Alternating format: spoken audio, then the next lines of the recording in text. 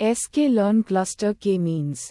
Description k-means is a clustering algorithm that partitions n observations into k clusters where k is a user-specified number. The algorithm assigns each observation to the cluster with the nearest mean centroid.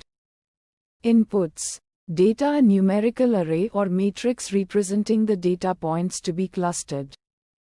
Number of clusters, n clusters, the desired number of clusters to be formed.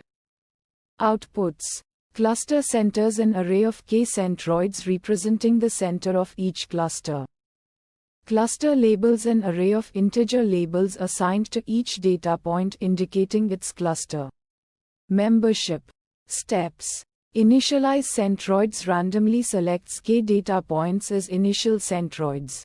Assign data points to clusters, assigns each data point to the cluster with the nearest centroid. Based on Euclidean distance. Update centroids, recalculates the centroids as the mean of the data points assigned to each cluster. Iterates steps 2 and 3 until convergence, no change in cluster assignments.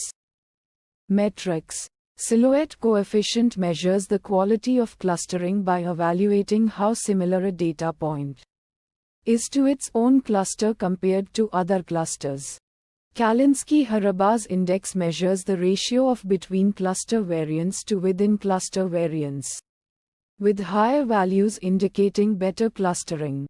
Visualization plots. Scatter plot with cluster labels, a scatter plot of the data points, color-coded by cluster membership, to visualize the resulting clusters. Fine-tune parameters. Init method for initializing the centroids k-means. Random, or a user-provided array. Ninit number of time the k-means algorithm will be run with different centroid seeds. Uncertainty methods. Probabilistic clustering assigns probabilities to cluster memberships instead of hard assignments. Challenges and fixes. Sensitive to initial centroids. Use multiple random starts ninit parameter and select the best result. Consider using k-means initialization for better convergence. Requires specifying number of clusters. Use domain knowledge or exploratory data analysis to estimate the appropriate number of clusters.